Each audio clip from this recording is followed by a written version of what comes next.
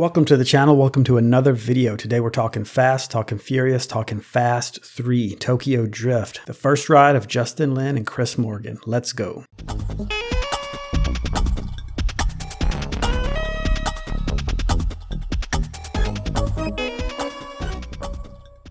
Tokyo Drift is the third installment in the Fast franchise and finds our characters from the first two movies continuing their adventures. Wait a minute, it actually doesn't. There's no original characters in this movie at all. Better start over. But first, the timeline. Timeline-wise, this is the most complicated one. This movie takes place after the events of Fast 6 and contemporaneously with some of the events of Furious 7. Shaw, right after killing Han at the end of Fast 6 and beginning of Furious 7, calls down from Tokyo as Han's car is burning. This means that the events of Tokyo Drift that happen after Han's death, meaning the challenge to DK, building up the Mustang, and the final race against DK, all happen between the time Shaw calls Dom and Dom's visit to Tokyo to challenge Sean at the end of Tokyo Drift and beginning of Furious 7. This means that Act 3 of Tokyo Drift and Act 1 of Furious 7 actually overlap. That's where this one is on the timeline. This one and Furious 7 are the only two movies in the franchise that clearly overlap. Now to a recap. We are introduced to our protagonist Sean right away. Sean is a 24-year-old high school student who looks 35, likes cars, and gets into trouble. Before long, he is caught racing again and expelled from school again. He gets yet another chance to run away from his problems and takes it, heading to Japan to live with his dad. Seems like his dad is in the Navy or something, but doesn't live on base. Instead lives in the middle of Tokyo in this tiny apartment. That's weird. No explanation of that. Cue up some generic fish out of water scenes, generic introduction of a love interest, and generic introduction of a sidekick.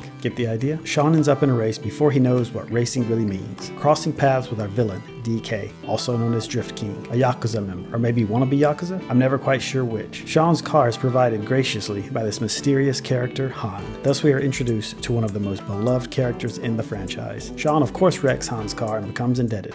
Don't leave town.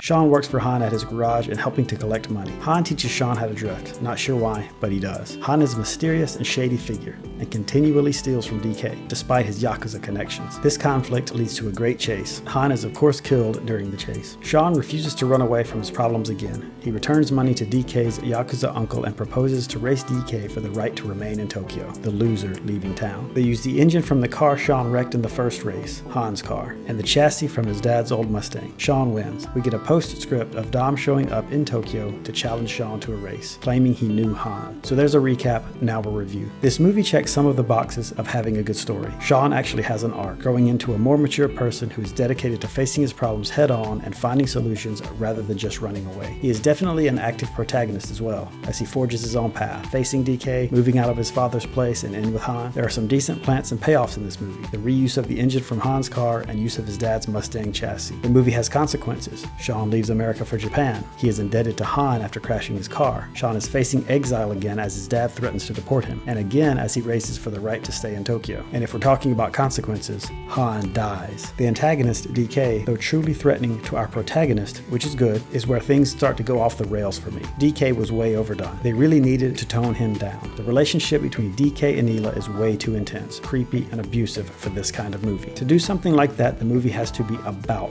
that, not just a car movie with a character and relationship that troublesome. It's just too much. And to make it worse, it's included that her mother moved from Australia and became a prostitute, and that DK's grandmother took Neela in after her mother died. This implies that Neela's mother was a hostess and prostitute at a club that DK's family ran or had an interest in as Yakuza, which just makes this whole thing even more troubling. Neela's mother was possibly being sex trafficked by DK's family. Now DK is exerting these overt ownership vibes over Neela too. Not good. Not good at all. Like I said, nothing wrong with a film approaching these issues. If you're going to go there, you have to address that issue in your film. You can't just have some American guy come in and save the girl. Well, you can, but I'm going to call you out on it. To highlight the issue with DK and get us on a lighter note, this movie has one of the best, worst lines in all of the Fast franchise. Neela says this to DK. You've changed, DK. Changed, DK.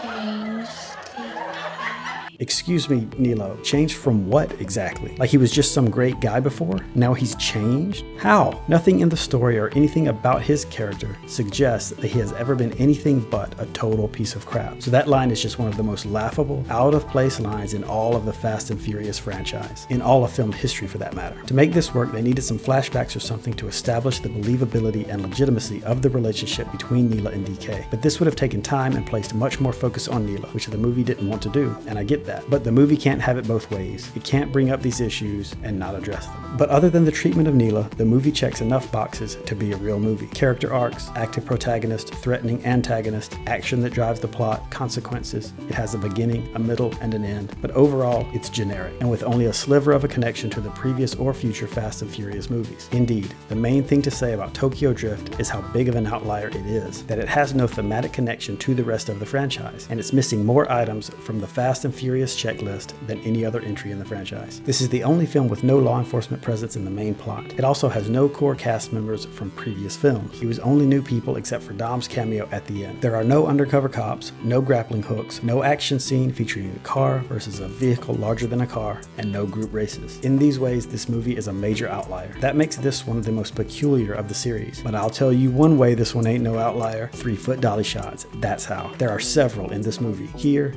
and right here. So check that most important box. But other than 3-foot dolly shots, this one is an outlier. But it's also the turning point. I believe this movie began as an easy third movie in the franchise to make some quick money, but they realized they could keep it going, but in a new direction. I think Justin Lin was responsible for that. He saw something, even with the movie he had with Fast 3, that could be turned into the franchise we have today. Either that or Chris Morgan, the writer, already had a story treatment worked out for future movies and took that to Lin. Not sure. But I can see the beginnings of this in at least one part of the movie. Sean becomes indebted to Han. This is similar to the way that Brian becomes indebted to Dom in Fast 1. Both similarly become indebted over a car that was trashed. This shows a connection between Dom and Han and between Brian and Sean, and is a precursor to the final scene where we learn Dom and Han used to run together. So that's what I thought about Tokyo Drift. It was entertaining enough, but an outlier. Would have been solid if not for the nauseating villain. Way over the top on that. What do you think? Where does this one come in your personal ranking? Let me know down in the comments. And until next time, keep it fast and keep it furious.